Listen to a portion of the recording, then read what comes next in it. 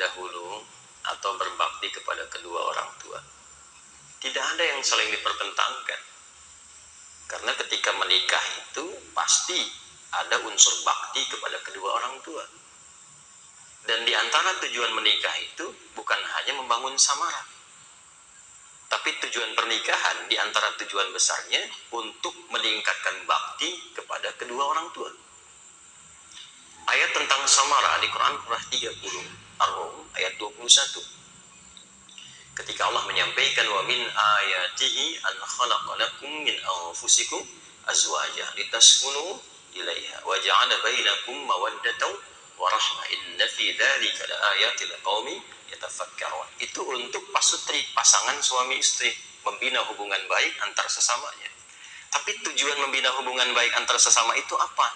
Selain meningkatkan ketakwaan kepada Allah supaya lebih komplit lagi ibadahnya. Jadi menikah itu tujuan utamanya bukan hanya memadu cinta, tapi kompak menjaga amanah yang Allah berikan supaya sama-sama bisa meningkatkan ibadah. Makanya rumus nabinya itu ketika sudah menikah, kalau ingin langgeng sampai dengan ke akhirat dan dihiasi samara, rumusnya tingkatkan takwa. Ya, Nabi menyampaikan ittaqullaha fi syatril baqi. Kalau orang sudah menikah, dia telah menyempurnakan setengah dari agamanya. Maksud ini adalah dia telah punya peluang menjaga syahwatnya. Karena yang bisa merusak di antara tuntunan agama itu syahwatnya. Ya, syahwatnya. Maka itu ditutup dengan pernikahan, tinggal setengah lagi. Setengah laginya apa? Ada nafsu perut dan akal. Maka kata Nabi tingkatkan takwa untuk mengontrol itu. Karena itu suami istri ketika menikah, itu misi pertamanya kompak bagaimana keduanya bisa meningkatkan takwa. Di Quran, takwa itu disebutkan sebanyak 240 kali dengan turunannya. Kalimat takwanya persis itu kurang lebih 155 kali. Di antara sekian itu ada yang berbicara tentang rumah tangga. Misalnya kompak ibadah sama-sama, malamnya bisa tahajud, kompak saling support dengan Quran, kompak berpesan, istri berpesan kepada suami cari harta yang halal, ya kan? Kemudian kompak suami pesan kepada istri, didik anak-anak di rumah dengan baik. Kemudian menyiapkan generasi terbaik, itu bagian dari takwa. Ayatnya banyak sekali di Quran. وَلْيَخْشَى الَّذِينَ لَوْ تَرَكُوا مِنْ خَلْفِهِمْ ذُرِّيَّةً ضِعَافًا خَافُوا عَلَيْهِمْ فَلْيَتَّقُوا اللَّهَ وَلْيَقُولُوا قَوْلًا سَدِيدًا. Hendaklah ayah dan ibu kompak menyiapkan anaknya sehingga tidak ditinggalkan dalam keadaan lemah.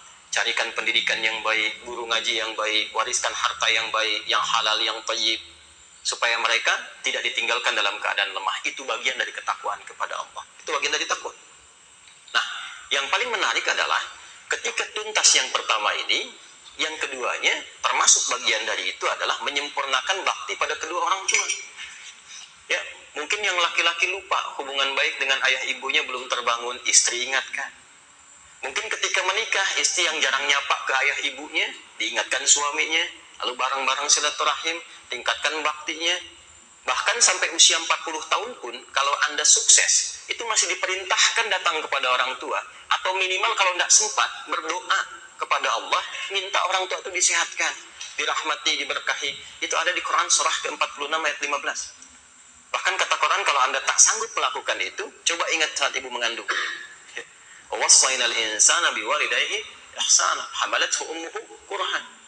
Ya, diwasiatkan pada setiap manusia mengoptimalkan bakti kepada bapak ibunya. Kalau masih berpikir dan bertanya kenapa, ingat ibumu tuh yang mengandung kamu susahnya luar biasa. Melahirkan kamu itu bertarung dengan kematian. Belum selesai seperti itu, lalu diperintahkan untuk memberikan ASI sampai kurang lebih 2 tahun, itu kan? Itu di Al-Baqarah 233. Lalu mendidik kamu. Setelah kamu dipersiapkan, disekolahkan, pintar, punya bekal sampai sukses, jangan dikira sukses yang kamu raih itu adalah ikhtiar kamu sendiri. Mungkin saham kamu cuma 30%, 70%-nya tuh ibu yang mendidik, bangun malam-malam, sholat tahajud, nangis, minta sama Allah. Bapak kamu tuh yang keluar keringat, bolak-balik kerja hanya untuk kamu, supaya makannya enak. Ya, maka tatkala berusia 40 tahun, minimal engkau pun kalau belum bisa berbagi dengan hartamu, berdoalah mohon kepada Allah kebaikan untuk orang tuamu. Qala rabbi auzi'ni an ashkura ni'mataka allati an'amta 'alayya wa 'ala walidayya. Ya, dibawa tuh orang tuanya di situ. Karena itu, pernikahan yang baik itu tidak mungkin terjadi begitu saja. Datang orang tua. Nah, jadi ini bisa kita padukan, jangan dipertentangkan. Jangan dipertentangkan. Datangi orang tua, ceritakan niatnya, sampaikan, minta ridhanya. Lalu orang tua punya pandangan berbeda misalnya, iakan dulu di depannya, iakan dulu, lalu berdoa, kemudian minta kepada Allah melembutkan hatinya, lalu dibuktikan kepada orang tua bahwa Anda memang sudah punya kesiapan. Ya, pelan-pelan dengan bakti. Orang tua itu lebih cepat responnya menggunakan hati dan rasanya dibandingkan akalnya. Karena sifat orang tua kepada anak itu ada puncak sayang, didahulukan sayang dibandingkan dengan pikirannya. Walaupun kadang-kadang memang masih dipikirkan begini-begini, tapi kalau Anda bisa menyentuh hatinya, itu akan cepat mendapatkan persetujuannya. Menyentuh hati orang tua itu masuknya lewat akhlak, lewat sikap. Sayangi, pijitin tuh kalau malam tuh, datangi ibu, peluk ayah, ucapkan terima kasih telah memberikan segala perhatian sampai Anda dewasa. Berikan hadiah, tampakkan kesiapan. Pelan-pelan. Setelah itu Anda nggak minta, nanya, dipanggil Anda. Sini nak, bagaimana rencana kamu kemarin itu? Tuh. Nah itu. Kalau Anda jawab, ya kemarin seperti yang disampaikan, tapi sepenuhnya yang Anda ingin bakti saja sama Bapak Ibu. Bagaimana pendapat Bapak Ibu? Itu langsung luluh Pak. Ya, teman-teman ya. Nah, jadi seperti itu caranya.